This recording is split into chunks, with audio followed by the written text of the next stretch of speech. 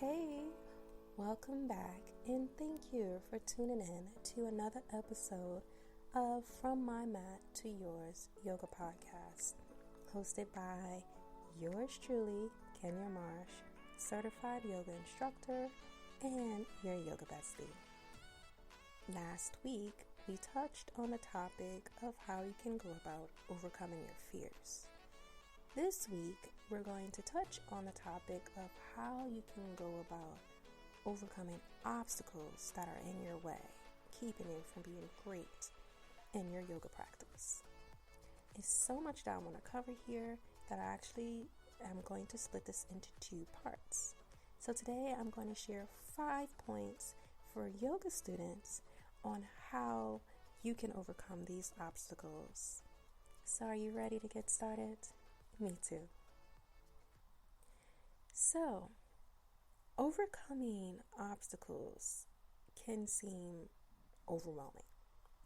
There could be so much going on in your personal life, you may not even know where to begin.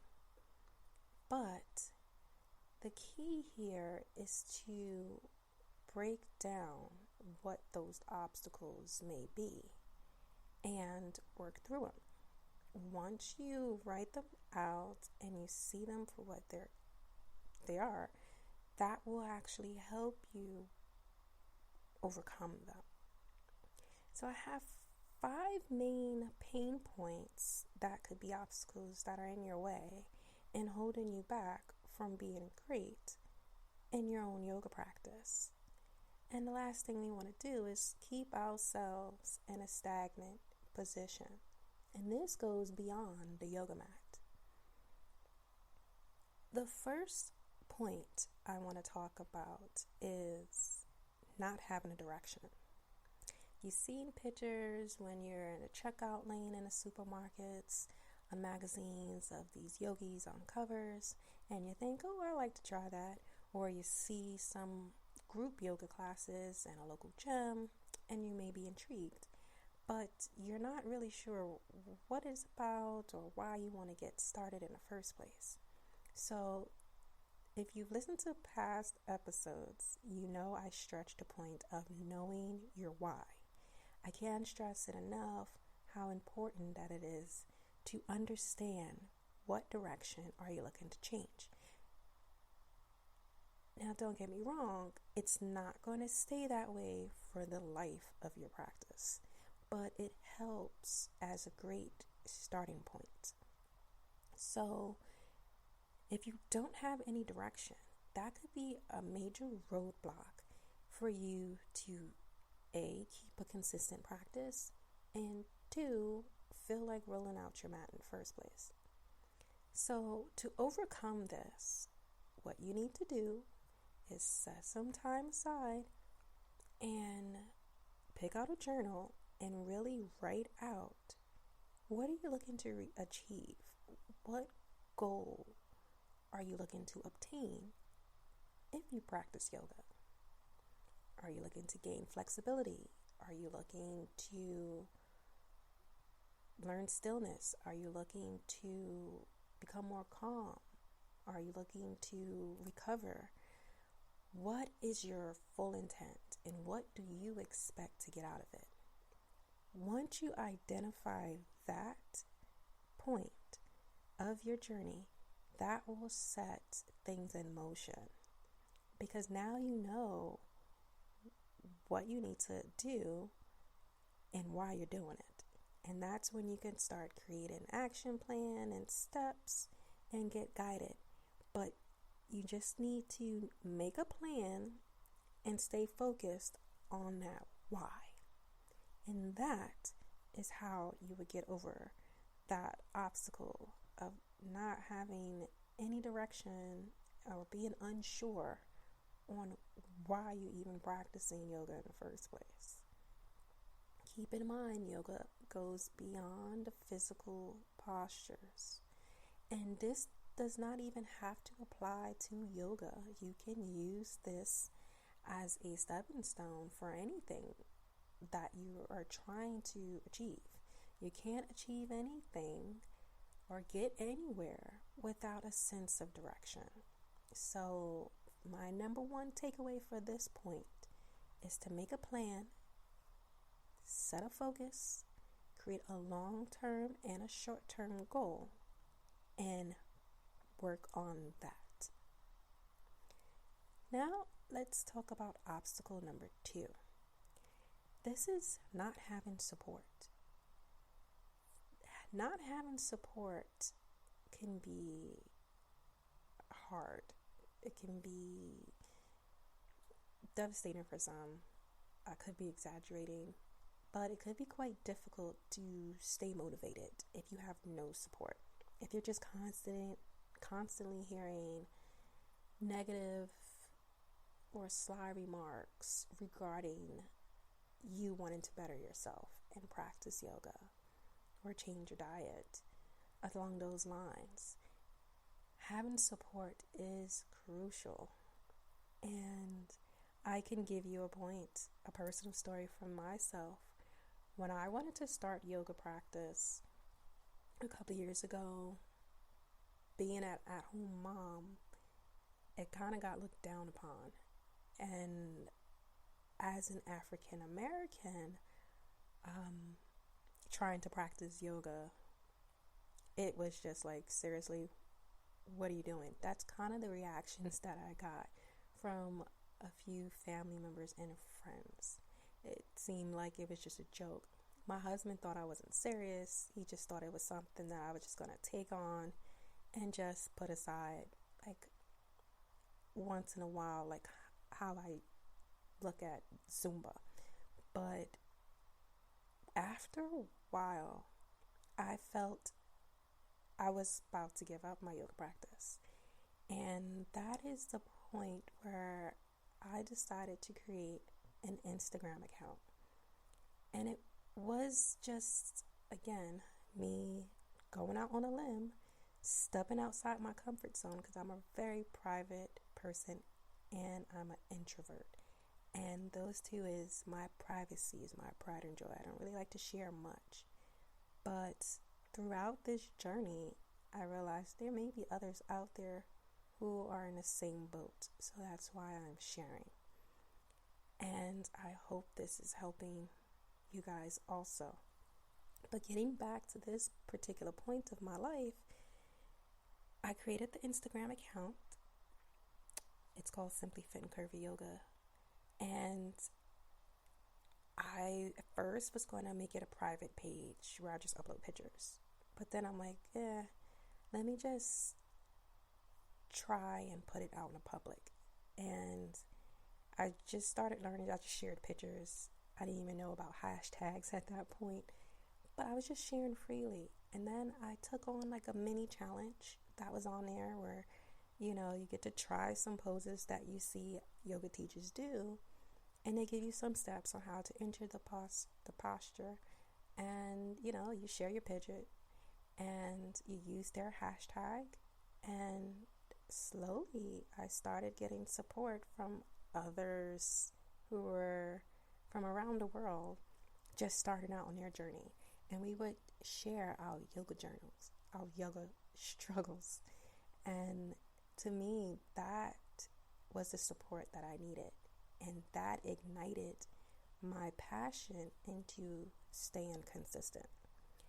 Had I not started this Instagram account, I don't think I even would be here talking to you on this podcast or would be a yoga teacher. I probably would have just let it go and gave in to that obstacle because it just would have been like hitting a wall and feeling alone. But my suggestion to anyone else that is just starting and your spouse or partner, your family or friends are not providing you the support you're looking for, don't give up. Please don't give up. You never know what path this will lead you to. All you have to do is start this journey and trust the process. I've encountered and built connections with so much yogis around this country alone who we started with just one thing, again, just sharing off our journey. and ventured off to becoming yoga teachers, to speakers, to writers, course creators. And we did not expect it to spiral into those ventures, but doors started to open up once we got in tuned with our why. And you adjusted according, because your whys is always going to change. You're going to evolve. And that's the beauty of practicing yoga. So if you don't have any support in your initial circle, create a new circle. Create a new tribe. Find your tribe. There are support groups out there. I love on Facebook Black Girl Yoga. You can even use that hashtag on Instagram. You'll see amazing yogis. There's so much hashtags out there that you could find others with curves, with illnesses. There's groups, and your support is out there. You just have to reach out for it. You have to manifest it, but you're not alone. So that's what I want you to take into consideration for that point or obstacle. You are not alone. My third one is, it leads me to motivation. If you don't have support, you may lack the motivation too, because you have no one to lean on, you have no one to mentor, you have no one to inspire. So it's hard to try to do that alone, and you don't have to. At this stage, which is kind of different from when I started almost 5 years ago, things has changed. There is groups out there. There's pictures, Pinterest. Oh my gosh, Pinterest is great. And you can create boards, your own private boards or public boards with yoga inspiration. Get yoga quotes. Now you can see yoga videos. YouTube. There is so much places you can get it. And you can find another yogi that looks like you, represents you, how you imagine yourself. And that should drive you. So sometimes we might be in a funk. Sometimes we might let our sabotaging thoughts overcome. But what you need to do when moments like this happen is sit down, close your eyes, and seek the answers from within. And learn how to accept and trust this process of your journey. That this is truly something you want to embark on. Don't be afraid.